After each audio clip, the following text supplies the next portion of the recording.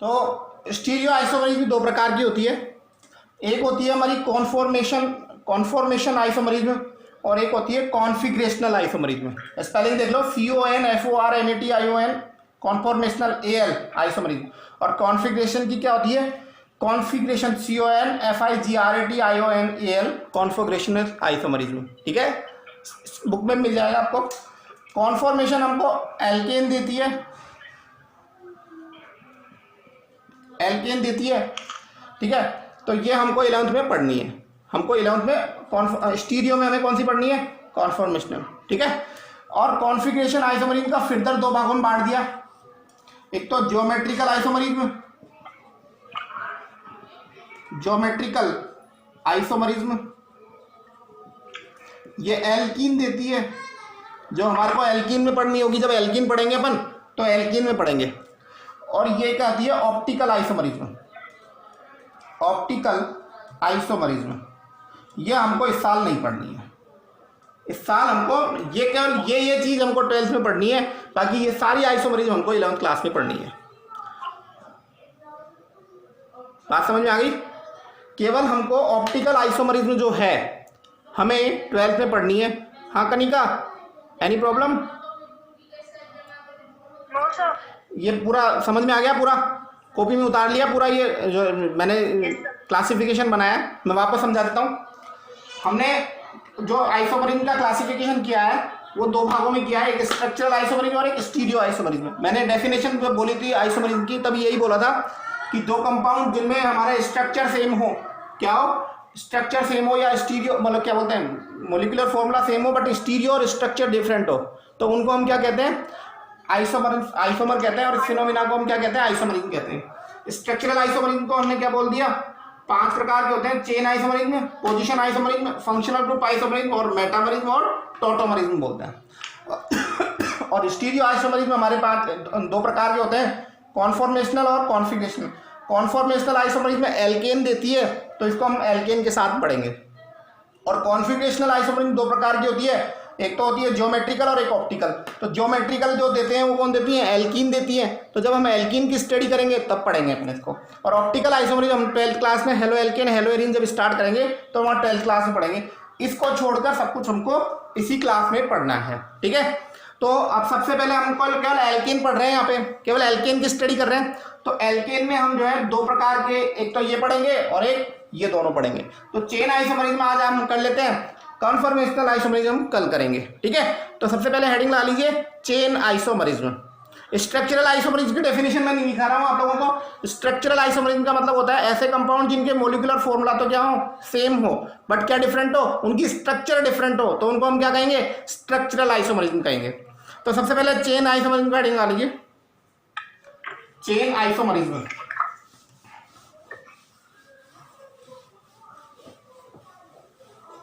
Chain isomerism,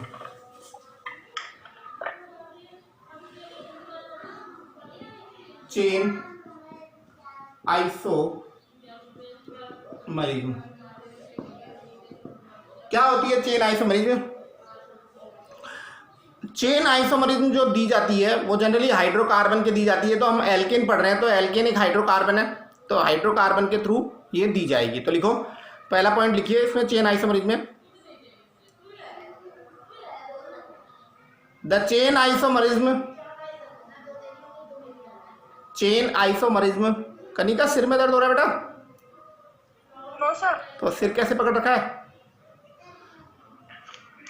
ठीक है, chain isomerism is given by alkane. Chain isomerism is given by alkane. ठीक है, दूसरा पॉइंट लिखिए, दूसरा पॉइंट लिखिए, those alkane molecules, those alkane molecule which have contain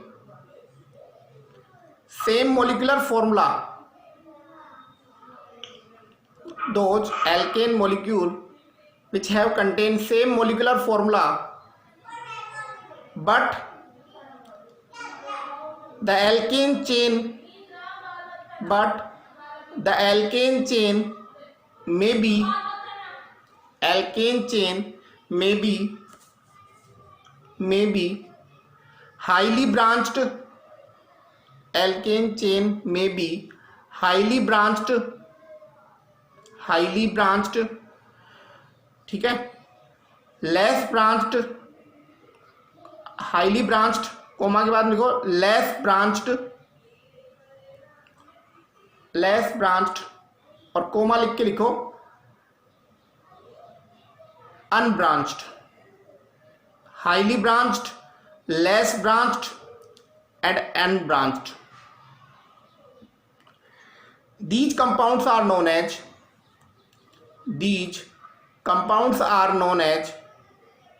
chain isomer. These compounds are known as chain isomer, and this phenomena is known as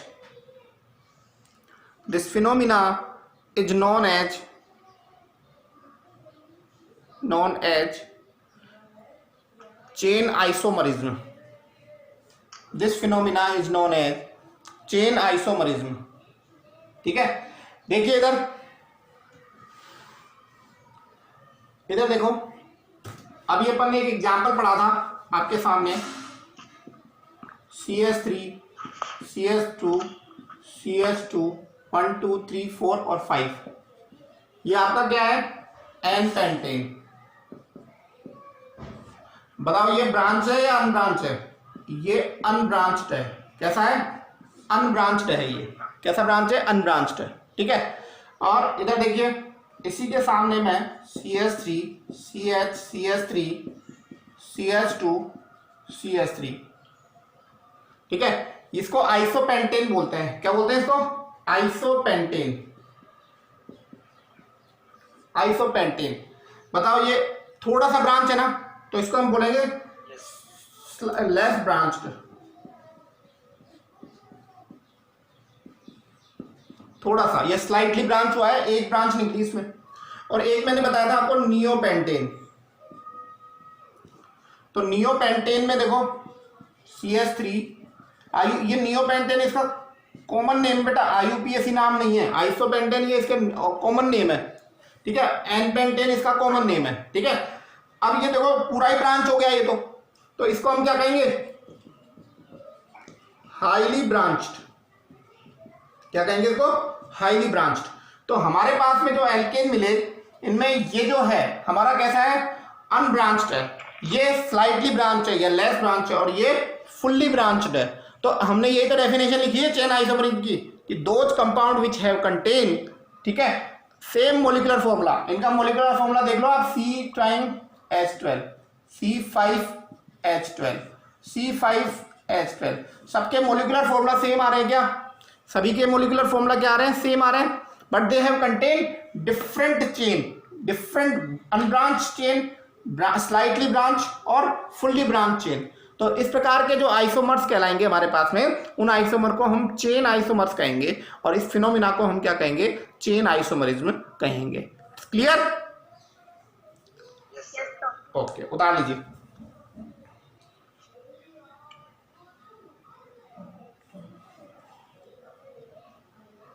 और example देखिए,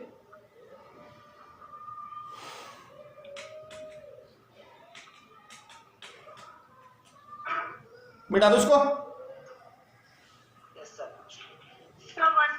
हाँ,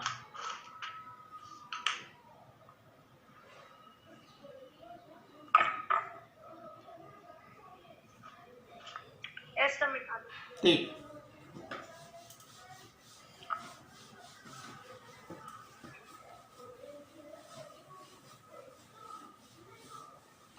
इधर देखिए,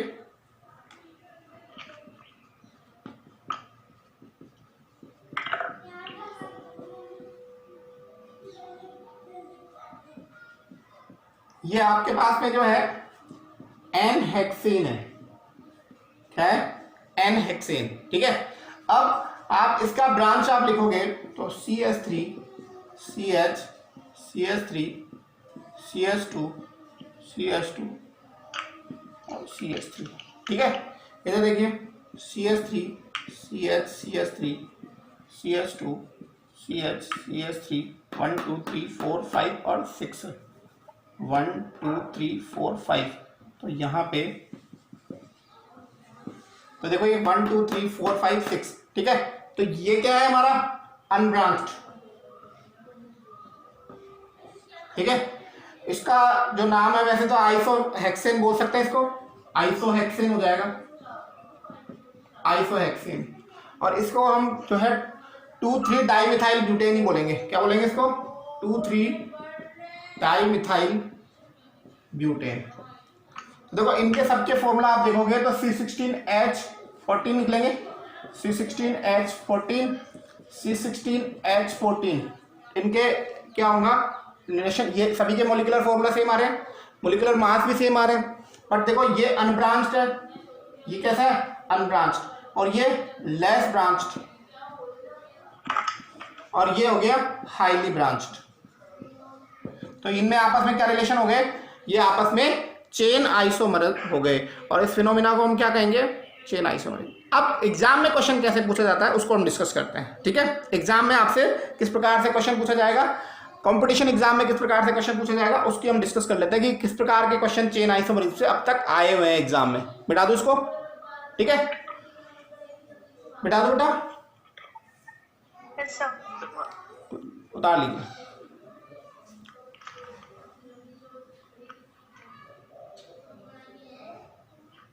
लास्ट वाले का नाम नहीं होगा neohexane? No no, neohexane नहीं बोलते इसको बेटा, ठीक है।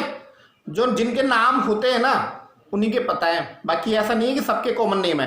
कॉमन नेम तो तब आए थे केमिस्ट्री में जब IUPAC सिस्टम हमारे पास में नहीं था, ठीक है ना भाई। सपोज करो IUPAC एक ऐसा सिस्टम है बेटा जिसके थ्रू हम क्या है कि वर्ल्ड में जो झगड़े हो रहे थे ना केमिस्ट्री को लेके, उसको रोका गया है। कई को क्या होता था, एक ही एलिमेंट को, एक ही कंपाउंड को कभी रूस खोद लेता था, उसी चीज़ को अमेरिका खोद लेता, तो इनमें झगड़ा होता था कि भाई मैंने खोजा है, मेरे नाम पे चलेगा ही। तो इस सिस्टम को खत्म करने के लिए, इनके झगड़े को खत्म करने के लिए एक सिस्टम बनाया गया है IUPAC, international unit of pure and applied chemistry. वो कहेगा कि भाई मैंने जो नियम दे दिए ना, मैंने जो रूल्स लगा दिए, वो उस रूल्स के अकॉर्डिंग उसका नाम दिया जाएगा और उसमें कोई झगड़ा नहीं होगा। कोई देश नहीं तो अपने अपने कंट्री वाले अपने अपने साइंटिस्टों के नाम पर लिख देते थे कंपाउंड का नाम, तो वो क्या समस्या हो जाती थी, लड़ाई झगड़ा ज़्यादा होता था देशों में आपस में। तो उस झगड़े को दूर करने के लिए क्या है IUPAC सिस्टम आया था हमारे पास में, ताकि क्या है भाई किसी का ये नहीं रहे कि भाई तूने खोजा है तो तेरा ही मालिकाना हक रहेगा, ठीक है ना, ये स्थिति थी। तो ये नियो पेंटेन वनटेन ये क्या है कि पर्टिकुलर किसी कंट्री के द्वारा दिए गए नियम है। और लेकिन आज भी कई बार चीज़ें हैं, जैसे आज भी तुमको मेथेनोइक एसिड बोलूंगा ना तो तुम पहचान नहीं पाओगे, और फॉर्मिक एसिड तुरंत पहचान लोगे, सब लाल चीटियों में पाया जाता है। ये बात समझ में आ रही होगी आप लोगों को, है ना। तो जो पैटर्न, जो फेमस नाम है या जो कॉमन नेम है, वो किसी साइंटिस्ट के बेस पे, किसी सोर्स के बेस पे दिए गए थे। उनके ऊपर कोई नियम कानून नहीं है, उनका कोई लॉ नहीं है कि जिनके आधार पर हम उनको नियम को एक्सप्लेन कर सकें, ठीक है। तो अब क्वेश्चन कैसे एग्जाम में पूछे जाएंगे? क्वेश्चन जो एग्जाम में इस प्रकार से पूछे जाएंगे, you have given two compound structure, two compound structure, ठीक है। Tell they have contain what type of relation,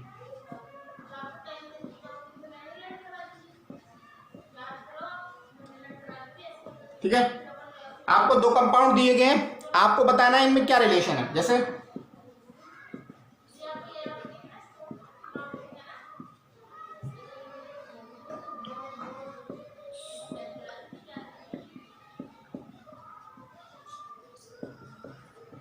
ये दो कंपाउंड दे दिए।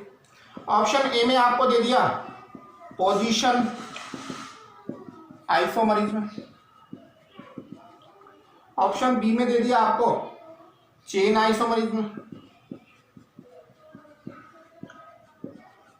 ऑप्शन सी में आपको दे दिया functional group isomerism,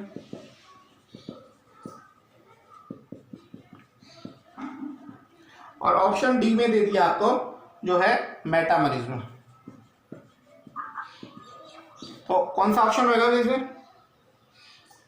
chain isomerism. Very good, B option रहेगा इसका। तो इस प्रकार के क्वेश्चन आपसे एग्जाम में, कंपटीशन एग्जाम में, जब भी आप नीट जेईई की प्रिपरेशन करते हो या और किसी कंपटीशन एग्जाम की प्रिपरेशन करते हो तो इस प्रकार के क्वेश्चन आपसे एग्जाम्स में पूछे जा सकते हैं। ठीक है, अब हमें स्टार्ट करनी है कॉन्फॉर्मेशनल आइसोमरिज्म। हेडिंग लगा लीजिए, कॉन्फॉर्मेशनल आइसोमरिज्म। कॉन्फॉर्मेशनल आइसोमरिज्म, इसको हम कल पढ़ेंगे भाई, क्योंकि ये बिल्कुल थोड़ा सा डिफिकल्ट टॉपिक है थोड़ा सा। तो आज का जो पढ़ाया है उसको आप अच्छे से रिवाइज कर लेना, और रिवाइज करने के बाद में आप लोग, जो बच्चे आज नहीं कनेक्ट हो पाए उनके लिए मैं ये वीडियो भी डाल दूंगा इसके अंदर नीचे। वीडियो में क्लियरिटी सब किसने देखा? जो अपन ने ये जो ऑनलाइन जो पढ़ा रहे हैं इसका वीडियो थोड़ा सा डिफरेंट होगा जो पहले वाले वीडियो से। हेलो,